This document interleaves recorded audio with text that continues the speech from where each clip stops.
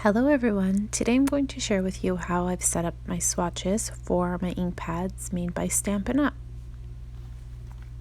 First I'm using a coin page protector and I was about to remove the flaps but have decided I will keep them. If they bother me I'll end up cutting them off.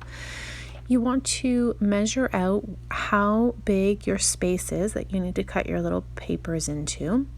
And I'm using Recollections paper cardstock from Michaels. Nothing fancy, but something super smooth so that I can easily stamp on. I will give you a couple options throughout the video for some makeshift ink swatches, so you're not having to stamp out each sample, if that makes sense. So my little squares are 1.5 inch by 1.5 inches. So I'm going to make sure that I cut out each page in advance and then have all the squares set to the side to make the project go a little faster. I will be honest, this took me a lot longer than I anticipated. I thought maybe a couple hours of work. It did take me days.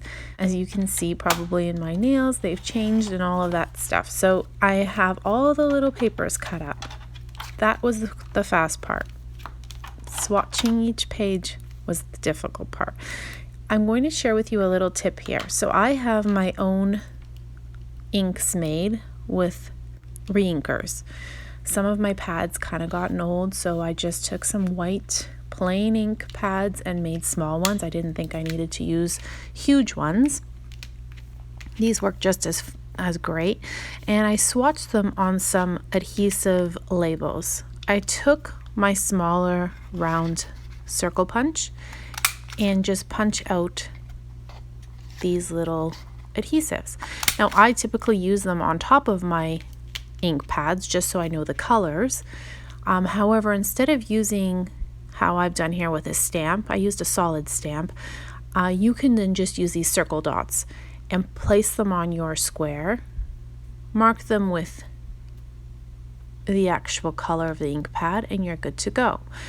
I tried to print directly onto the cardstock and I made a big mess. They weren't lined up. It just wasn't turning out the way I wanted to. So what happened was I actually just printed all of the ink pad names on photocopy paper, and then I just made sure to use my paper trimmer along the top and the bottom very close to the word, and then I cut out each individual piece. I'll share exactly how I've done it onto the tiny square swatches.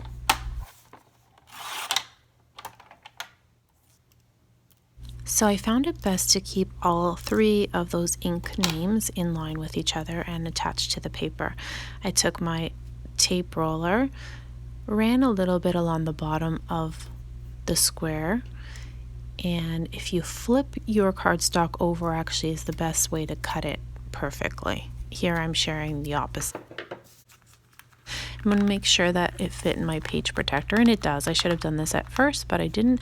And here you want to choose, I think the best is a solid stamp, because then you have a nice visual of the true ink color rather than just an outline, if that makes sense. So you take your tape roller, you run your paper across the little square, and the best thing again is just flip your cardstock over. Another option is taking a 1.5 inch circle puncher or punch, or even a square punch, whatever you have on hand. You can just punch out each piece of paper just like this, and it fits perfect in the coin page protectors, of course, because it's a nice circle. So in advance, what you can do is actually take an ink pad and smear it on the paper and then punch it out, and then you'll have a perfect full circle of the ink. Does that make sense? Just kind of like how I had made the small adhesive circles. Or you can also do the same thing and apply a mini circle on there just by using the adhesives, those little stickers we made.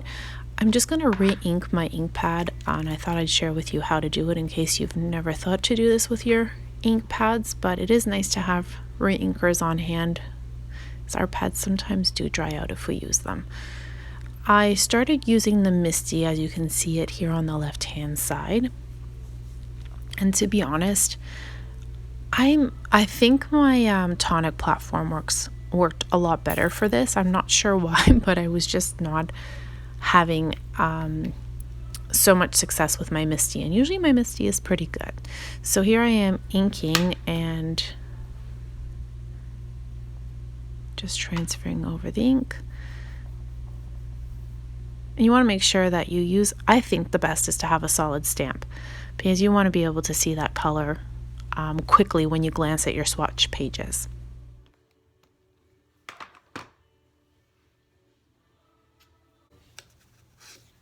So I sampled 2 stamps and I actually like the flower. So I'm going to stick with the flower. I'm going to switch up my MISTI here for my TONIC platform. I think this one, I just work much better with it. Does anyone have a preference one over the other, or if you've used both? Okay, so we're going to start with, I'm going to go in order of the rainbow, Roy G. Bev. So I'm starting with my reds and pinks, and then I'll work my way through. I'm not going to share with you through the video how I stamped every single stamp. That would take, hours. So here's the gist of it. I made sure I got a really great image imprint on my paper. Make sure you use a good stamp. I did not use the best stamp, and trust me, I suffered for that decision. I liked the flower and I thought it was so cute, and then it turned out to not be one of my greater stamp quality, so it took me twice as long to keep re-inking the stamp and having it transfer over to paper. So here you are. I double-sided, so I used the one side here and then I used the back to save myself some space in my binder. And I'm just going to finish putting all the other swatches into my coin page protector, and then I'll share with you what my binder actually looks like. I hope you guys find this helpful, and if you have done swatching, what have you done that's worked for you? Would you do something like this? Would you just stick to a simple page? I don't know why, but I love having fun with my supplies, and organizing is one of my favorite, I think it's part of the process of being a crafter and organizing all your little supplies. So anyways, I really enjoyed doing this project, but it took me a lot longer than I expected.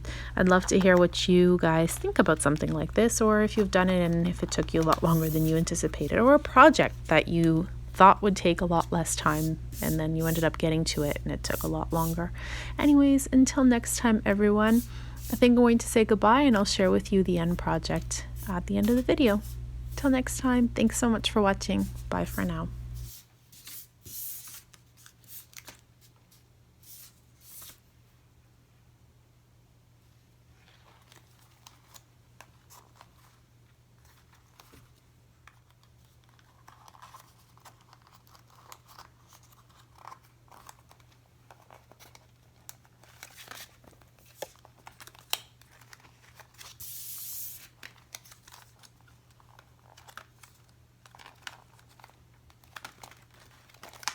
This binder is actually from Dollar Tree, and I have some of the existing swatches that I have in my craft room, mostly pencil crowns, and I still have to work on some of my markers, but these are the polychromos. I've just printed a blank sheet off the internet and then swatched them myself. These are my Blicks, and I think it's like Coloring Bliss, I think was where I used it from.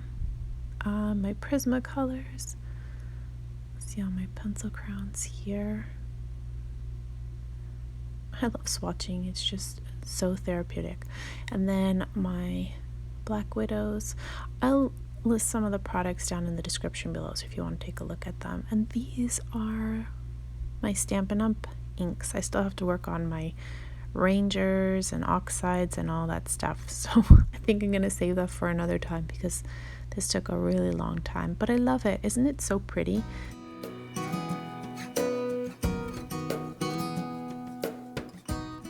Anyways, until next time, thanks so much for watching. Bye for now.